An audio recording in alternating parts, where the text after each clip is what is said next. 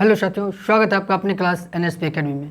साथियों, आज हम 10 मिनट शो के दूसरे शो को करने जा रहे हैं, जिसमें आज भी बहुत ही बेहतरीन सवाल को हमने रखा है। अगर आप शो नंबर 1 नहीं देखे हैं तो आप चैनल पर जाएं, वहां से देखें तो शो आपको दिख जाएगा। इसमें अभी हम स्टार्ट किए हुए 10 मिनट शो को, जिसमें हम 5 तरह के क्वेश्चन लेते हैं और 5 अलग अलग तरह के चैप्टर से लेते हैं। तो जिसमें बहुत ही अच्छे क्वेश्चन, प्रीवियस ईयर के पूछे हुए सारे क्वेश्चन होते हैं।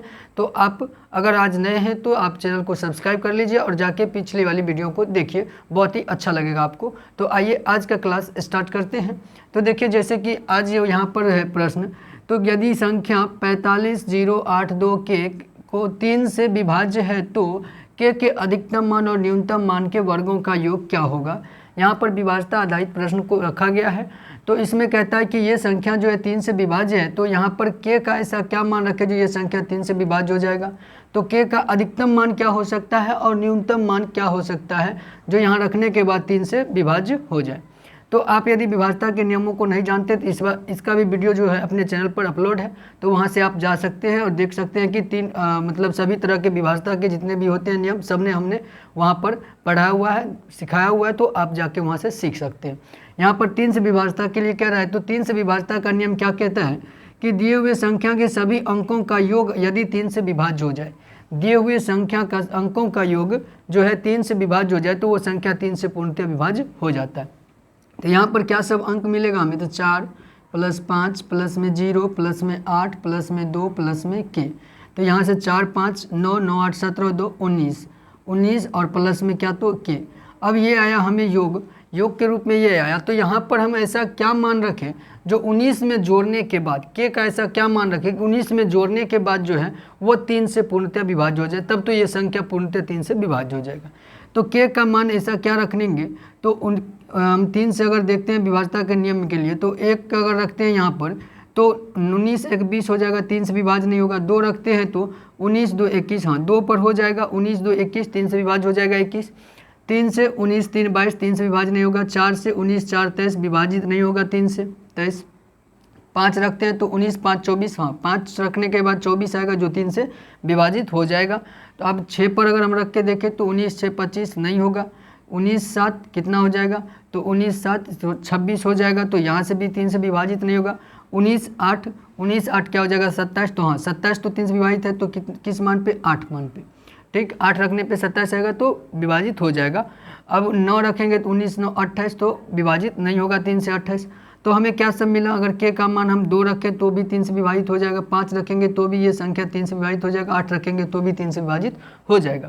तो यहाँ कहता है अधिकतम मान और न्यूनतम मान को लेने के लिए, तो न्यूनतम हम 2 ले सकते हैं, अधिकतम क्या ले सकते हैं, 8। अब 2 ले सकते हैं और 8 ले सकते हैं, और कहता है इसके वर्गों का योग, तो वर्ग कर दीजिए और योग कर दीजिए। तो 2 दूनी 4 हो जाएगा और 8 8 क्या हो जाएगा 64। तो 64 और 4 क्या हो जाएगा, तो 68 हो जाएगा। तो इसका वर्गों का योग क्या हो जाएगा, तो 68 हो जाएगा। जो बी नंबर ऑप्शन में दिया है तो इसका राइट आंसर क्या हो जाएगा, बी नंबर ऑप्शन हो जाएगा। समझ लिए होंगे। तो चलिए अब हम नेक्स्ट प्रश्न को देख लेते हैं। तो आइए साथियों, देखिए प्रश्न 2 जो यहाँ पर रखा हुआ है क्या है, तो स्क्वायर रूट से है। तो यहाँ पर जैसे देखिए, यहाँ पर क्या है कि रूट के अंदर 5, फिर रूट के अंदर 5 5 5 करके दिया हुआ है। इसमें 2 तरह के प्रश्न पूछे जाएंगे आपसे, एक डैश डैश करके इनफाइनाइट तक दे देगा, एक बिना डैश वाला, जो या कि यहाँ पर है बिना डैश वाला। तो बिना डैश वाला रहे या डैश वाला रहेगा तब तो इसका आंसर क्या हो जाएगा, इनफाइनाइट तक अगर डैश डैश करके दे दे, ऐसे डैश डैश करके इनफाइनाइट तक दे दे तो इसका आंसर डायरेक्ट 5 हो जाएगा। लेकिन जब ऐसे रहे बिना इनफाइनाइट वाला, तब क्या करें, तो जो संख्या दिया उसको लिख लीजिए। अब यहाँ पर रूट जो है उसको टर्म को गिनिए कितना है, तो यहाँ पर कितने हैं, तो 1 2 3 4 5, सभी पर आप क्या करें 2 2 लिख दें, 2 2 सब के लिए आप लिख दें यहाँ पर, और आपस में गुना कर दें, सबको क्या करें, तो गुना कर दें। तो 2 दूनी 4 4 दूनी 8 8 दूनी 16 16 दूनी 32, क्या हो जाएगा 32। अब 5 का पावर हमें लिखना है, वो चीज़ 32 हो जाएगा। तो इसको हम हर के रूप में रखेंगे और अंश के रूप में पावर में क्या रखेंगे, तो इससे एक कम, तो क्या हो जाएगा 5 का पावर 31/32, 5 का पावर 31/32, यही इसका आंसर होगा, जो कहाँ है, सी नंबर ऑप्शन में दिया हुआ है। तो इसका राइट आंसर क्या हो जाएगा साथियों, सी नंबर ऑप्शन इसका राइट आंसर हो जाएगा। समझ लिए होंगे। तो आइए नेक्स्ट प्रश्न को अब हम देखें। तो चलिए नेक्स्ट प्रश्न को देखते हैं। तो आइए साथियों 3 नंबर प्रश्न को अब देखिए, यहाँ से क्या है, तो एज प्रॉब्लम वाला है। क्या कहता है, राजीव की उम्र 15 वर्ष बाद 5 वर्ष पहले की उसकी उम्र की 5 गुनी होगी। राजीव की वर्तमान उम्र क्या है? राजीव की वर्तमान उम्र तो हमें नहीं पता, तो हम मान लेते हैं वर्तमान उम्र जो है, वर्तमान उम्र हम मान लेते हैं x वर्ष मान लेते हैं इसका वर्तमान उम्र। तो इसका 5 वर्ष पहले का उम्र क्या हो जाएगा? 5 वर्ष पहले का उम्र क्या होगा साथियों? तो इसमें से 5 घटा के लिख देंगे तो हो जाएगा x - 5। अब क्या कहता है 15 वर्ष बाद भी कहा गया, तो एक बार हम 15 वर्ष बाद भी निकाल लेते हैं। तो 15 वर्ष बाद इसका उम्र क्या हो जाएगा? 15 वर्ष बाद का उम्र क्या होगा? तो x + 15 कर देंगे तो एक 15 वर्ष का बाद हो जाएगा। क्या कहा गया है कि 5 वर्ष पहले की उम्र की 5 गुनी है कौन? तो 15 वर्ष की उम्र, 15 वर्ष बाद की उम्र, यानी x - 5 का जो है इसमें 5 गुना है क्या? तो x + 15। यहाँ से आप इसका हल निकालिए तो क्या हो जाएगा? 5x - 25 बराबर में x + 15। x इधर आके क्या होगा? तो माइनस हो जाएगा, तो क्या बच जाएगा? 4x, और ये उधर जाके प्लस, तो 15 + 25 क्या हो जाएगा? 40। तो x बराबर क्या हो जाएगा यहाँ से? 40/4, तो 4 से 10 बार में, तो क्या आ गया? 10। x बराबर 10 आया, तो x को हम क्या माने थे? वर्तमान। तो वर्तमान उम्र क्या निकल गया? 10 वर्ष, जो कहाँ दिया हुआ है? ए नंबर ऑप्शन में। इसका राइट आंसर क्या हो जाएगा साथियों? ए नंबर ऑप्शन। तो क्लास कैसा लग रहा है? अच्छा लग रहा है तो लाइक कर दीजिए, शेयर भी कर दीजिए। आइए अब हम नेक्स्ट प्रश्न को भी देख लेते हैं। तो आइए साथियों, अब HCF LCM के एक प्रश्न से यहाँ पर देखिए क्या है कि वह छोटी से छोटी संख्या ज्ञात करें जिससे क्रमशः 72 और 96 से विभाजित करने पर प्रत्येक स्थिति में शेषफल 5 प्राप्त होता है। एक संख्या ज्ञात करना है जिसको 72 और 96 से विभाजित करे तो प्रत्येक स्थिति में क्या हो? तो 5 बचे। प्रत्येक स्थिति कहने का मतलब कि 72 से विभाजित करे तो भी शेषफल 5 आए, 96 से विभाजित करे तो भी शेषफल 5 आए। तो वो संख्या कैसे निकालेंगे? तो देखिए, जो संख्या यहाँ पर जिससे हम विभाजित कर रहे हैं, अगर इस दोनों का हम LCM ले लेते हैं तो उससे हमें क्या पता चल जाएगा? तो वैसी संख्या पता चल जाएगी जिससे जो संख्या 72 और 96 से पूर्णतः विभाजित होगा। LCM क्या होता है? दी हुई संख्याओं से पूर्णतः विभाज्य होता है। अगर किसी संख्या का LCM निकाले, दो संख्या का, तो LCM जो है दी हुई संख्या से विभाजित होता है। तो इस दोनों संख्या को जो है हम क्या करेंगे? इस दोनों से LCM निकाल लेंगे। तो 72 और 96 से LCM निकालेंगे तो 72 और 96 का LCM क्या हो जाएगा? 24 × 3 = 72, 24 × 4 = 96। तो क्या आ जाएगा यहाँ से LCM? तो LCM आ जाएगा 24 और 4 × 3 = 12, तो 24 हो गया यहाँ से। तो 24 दूनी 48 और 24 × 1 = 24, तो 288। क्या आ जाएगा साथियों? 288 इसका LCM आ जाएगा। 288 क्या होगा? तो 72 से पूर्णतः विभाजित और 96 से पूर्णतः विभाजित हो जाएगा। आप करके देख सकते हैं। ये हो गया पूर्णतः विभाजित संख्या।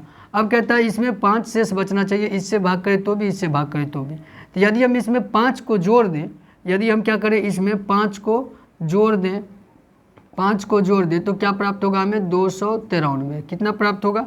293 प्राप्त हो जाएगा। अब इसमें आप भाग करेंगे तो 72 से भाग करने के बाद भी 5 शेष बचेगा और 96 से भाग करने के बाद भी आपको 5 शेष बचेगा। तो जो शेष कहता है बचता है उसको आप क्या करें? तो LCM में जोड़ दीजिए। तो यहाँ से आंसर क्या हो जाएगा? डी नंबर ऑप्शन इसका आंसर हो जाएगा। 293 इसका करेक्ट आंसर हो जाएगा। समझ लिए होंगे? दी हुई संख्याओं से LCM निकालिए और जो शेषफल बच रहा है उसको आप जोड़ दीजिए तो वह संख्या प्राप्त हो जाएगा। तो यहाँ से correct answer D number option. ठीक है, आइए नेक्स्ट प्रश्न को अब हम देखते हैं। तो आइए साथियों 5 नंबर प्रश्न को देखिए। ये पार्टनरशिप से लिया हुआ प्रश्न है, साझा से साझेदारी जो कहते हैं उससे लिया हुआ एक प्रश्न है। क्या है कि P, Q तथा R एक व्यापार शुरू करने के लिए क्रमशः 14,000, 18,000 तथा 24,000 निवेश करते हैं। यदि वर्ष के अंत में 25,480 रुपया लाभ प्राप्त होता है तो P तथा Q के हिस्से के मध्य क्या अंतर होगा? तो यहाँ पर देखिए, जिस तरह से जितने अनुपात में आप जो है निवेश करेंगे, लाभ को भी उतना ही क्या कहते हैं अनुपात में जो है आप विभाजित करेंगे सभी लोग। तो यहाँ पर जैसे PQ जो है और R जो है ये सभी इन्वेस्ट जो कितना, तो 14,000, 18,000 और 24,000 के रूप में कर रहे हैं। इसका हम क्या करेंगे? तो अनुपात निकाल लेंगे, P अनुपात Q अनुपात R कर लेंगे।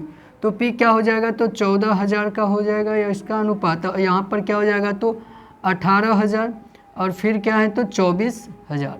ये 3 है, 3 लोग हैं तो 3 लोग हैं तो तीनों का इन्वेस्ट जो 14, 18 और 24। तो इससे 3 0 3 0 सभी में ख़त्म हो जाएगा। तो यहाँ से बच क्या जाएगा? 14, तो 2 से 7, 2 से 9, 2 से 12। तो क्या आ गया? अनुपात PQ अनुपात P अनुपात Q अनुपात R बराबर 7 अनुपात 9 अनुपात 12। अब इसी अनुपात में लाभ को भी बांटेंगे, तो हम ये कह सकते हैं अगर इसको पूरे का पूरा जोड़ लें 9 7 16 16 12 28, ये 28 अनुपात हुआ टोटल। ये 28 अनुपात में ही हमको इसको विभाजित करना है, तो 28 अनुपात बराबर इतना हम कह सकते हैं।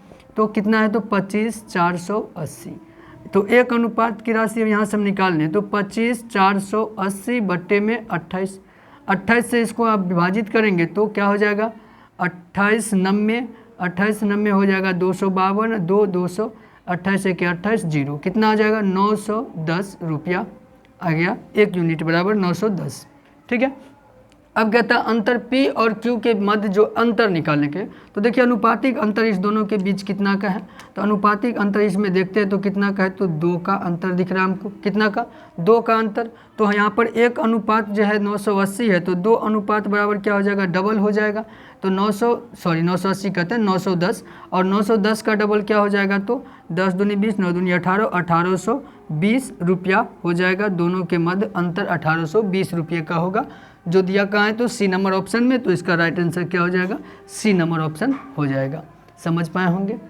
तो कैसा लगा आज का ये शो आपको? अगर अच्छा लगा हो तो लाइक कर दीजिए, दोस्तों के साथ ज़्यादा से ज़्यादा शेयर कर दीजिए, और कमेंट कर ज़रूर बताएं कि आपको क्लास कैसा लगा। और चैनल से नए हैं तो चैनल को सब्सक्राइब कर लीजिए, बेल आइकन को दबा दीजिए। तो आज के लिए यहीं तक, जय हिंद, धन्यवाद।